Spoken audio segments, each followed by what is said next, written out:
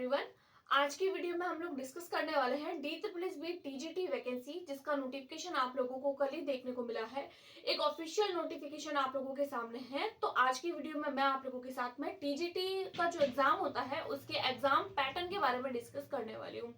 तो फिर सबसे पहले अगर मैं बात करूँ इस एग्जाम में टोटल मार्क्स की कि ये जो एग्जाम होता है वो कितने मार्क्स का होता है, तो देखिए ये जो एग्जाम होता है वो आप लोगों को 200 मार्क का देखने को मिलेगा।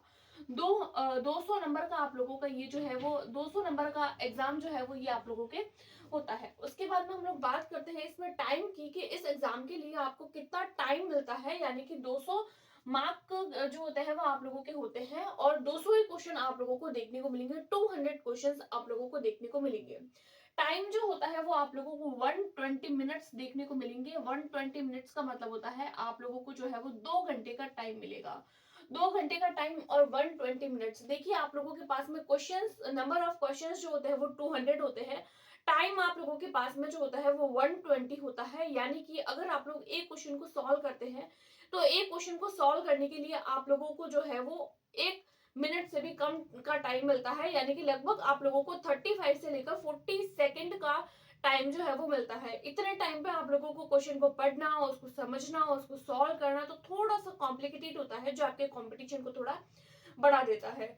उसके बाद में हम लोग देखते हैं मोड के ये किस मोड में होता है। तो देखिए आपका ये जो एग्जाम होता है वो ऑनलाइन मोड में आप लोगों को देखने को मिलेगा, यानी सीबीटी बेस्ड आप लोगों का ये एग्जाम होता है। DSSB TGT का एग्जाम जिसकी हम बात कर रहे हैं। उसके बाद में हम लोग बात करते हैं नेगेटिव मार्किंग की। तो देखिए इस एग्जाम में आप लोगों को नेगेटिव मार्किंग देखने को मिलेगी 1/4 मार्क की।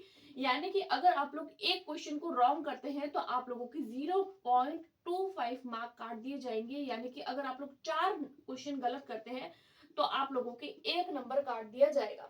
तो ये कुछ बात हो जाती है नेगेटिव मार्किंग की। उसके बाद में हम लोग देखते हैं मीडियम की कि इस एग्जाम में आप लोगों को मीडियम कैसा देखने को मिलेगा, किस तरीके का मीडियम होता है। तो देखिए आपका ये जो पेपर होता है वो बायलिंगुअल आप लोगों को देखने को मिलेगा। बायलिंगुअल एग्जाम होता है। बस आपके जो लैंग्वेज वाला पोर्शन होता है उसको अगर आप लोग छोड़ दे तो देखिए अगर आप लोगों का लैंग्वेज वाला पोर्शन हिंदी वाला पोर्शन है तो उसमें हिंदी के क्वेश्चंस आप लोगों को हिंदी में देखने को मिलेंगे। वो क्वेश्चन आप लोगों के बायलिंगुअल नहीं होंगे। और इंग्लिश के क्वेश्चन आप लोगों को इंग्लिश में देखने को मिलेंगे, वो आप लोगों को बायलिंगुअल नहीं मिलेंगे। उसके अलावा आप लोगों का सब्जेक्ट है जीके जीएस सीएस है और मैथ्स हो गया, रीजनिंग हो गया, तो ये सारे सब्जेक्ट्स आप लोगों को बायलिंगुअल देखने को मिलेंगे। उसके बाद में हम लोग बात करते हैं सिलेबस की कि इस एग्जाम का सिलेबस क्या होता है। तो देखिए ये जो एग्जाम होता है वो 2 पार्ट में डिवाइडेड रहता है, जिसमें से पार्ट ए जो एक जनरल पेपर होता है, उस पार्ट ए का जो सिलेबस होता है वो आप लोगों को ऑलरेडी गिवन है DSSB की ऑफिशियल वेबसाइट पर।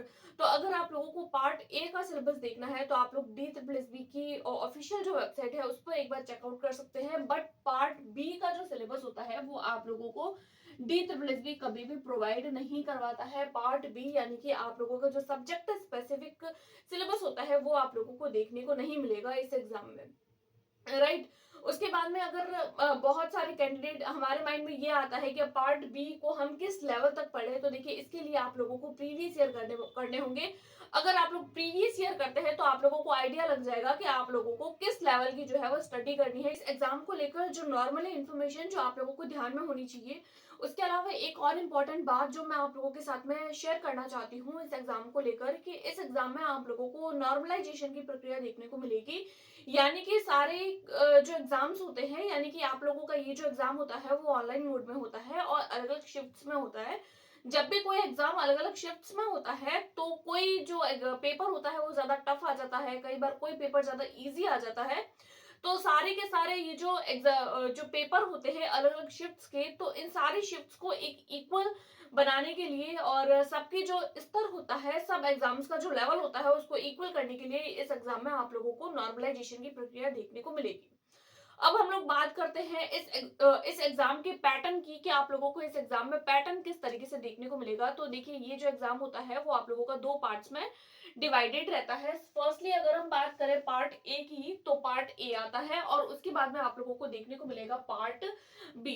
टोटल जो एग्जाम होता है वो आप लोगों को 200 मार्क में देखने को मिलेगा, जिसमें आप लोगों को पार्ट ए जो होता है वो आप लोगों को 100 मार्क का और पार्ट बी होता है वो 100 मार्क का देखने को मिलेगा।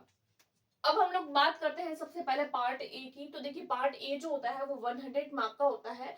5 सब्जेक्ट्स आप लोगों को इस एग्जाम में पूछे जाते हैं। 5 सब्जेक्ट जो होते हैं वो आप लोगों के डिवाइडेड रहते हैं। फर्स्टली जो होता है वो जीके, जीएस और करंट अफेयर्स, यानी कि अगर आप लोग लास्ट 6th मंथ की अगर आप लोग करंट अफेयर्स पढ़ते हैं जो आप लोगों के लिए इनफ होती है, नेशनल लेवल की करंट अफेयर्स मैक्सिमम इस एग्जाम में आप लोगों को पूछी जाएगी, तो वो आप लोगों को थोड़ी पढ़नी रहेगी। राइट, अब हम लोग बात करते हैं इसके बाद में। देखिए ये जो सब्जेक्ट्स होते हैं, 5 सब्जेक्ट्स आप लोगों को पूछे जाएंगे, जिसमें आप लोगों का सबसे पहले जीके, जीएस एंड सीए होता है।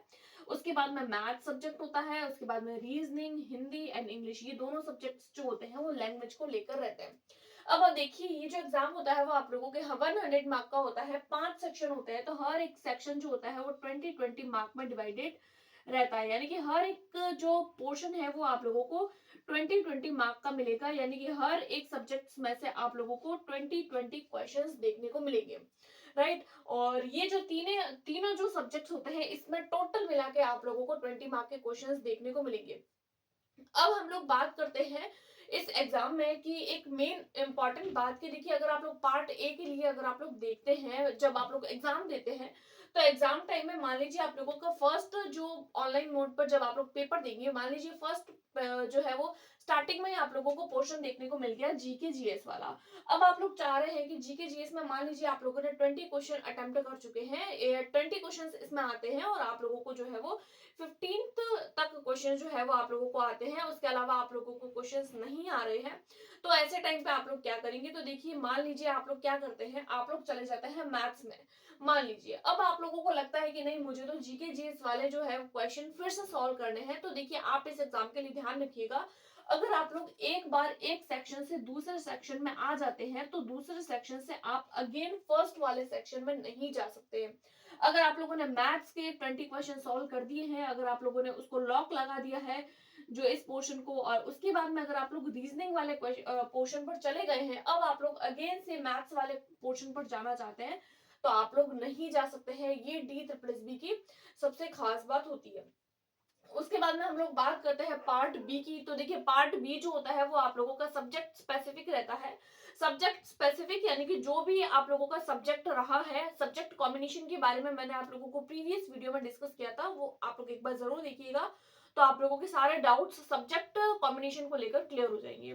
यहाँ पर आप लोगों को जो है वो 100 मार्क का पेपर देखने को मिलेगा पार्ट बी का, जिसमें आप लोगों को 100 मार्क का पोर्शन होगा। इसमें सब्जेक्ट्स आप लोगों का अगर हिंदी है तो हिंदी, इंग्लिश है तो English, SST, natural science, maths या फिर एसएसटी, कोई भी सब्जेक्ट जो आपका है वो आप लोगों को देखने को मिलेगा। 80 मार्क का लगभग आप लोगों के 80 मार्क का जो होता है वो सब्जेक्ट आता है, और 20 मार्क का लगभग आप लोगों के टीचिंग मेथोडोलॉजी जो होती है वो पूछी जाती है, साइकोलॉजी जिसको आप लोग बोलते हैं वो।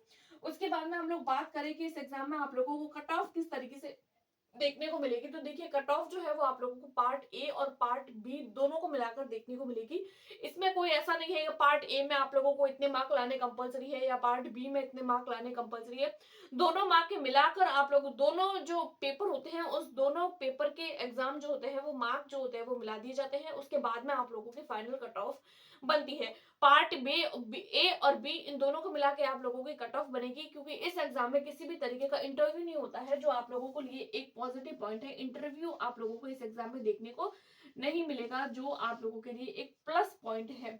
इंटरव्यू नहीं होगा। और पार्ट ए जो होता है, ये वाला जो पोर्शन होता है वो आप लोगों को हर एक टीचिंग एग्जाम के लिए, डी ट्रिपल एस बी के, टीजीटी, पीजीटी, पीआरटी, कोई भी एग्जाम जो आप लोग दे रहे हैं, तो आप लोगों को पार्ट ए का सेम सिलेबस रहता है, बस लेवल थोड़ा सा जो होता है वो आप लोगों को पार्ट बी में अलग देखने को मिलेगा, बाकी पार्ट ए जो होता है वो सबके लिए सिलेबस सेम होता है। तो ये कुछ कुछ बातें थी इस एग्जाम पैटर्न को लेकर। आई होप आपको ये सारे के सारे डाउट्स आज के वीडियो में क्लियर हो गए होंगे। इसके अलावा भी अगर आप लोगों का कोई डाउट है तो आप मुझे कमेंट कर सकते हैं, मैं आप लोगों को जरूर आप लोगों की हेल्प करने की जरूर कोशिश करूंगी। आई होप आपको वीडियो पसंद आई होगी। पसंद आई है तो please like, subscribe and share. Thanks for watching.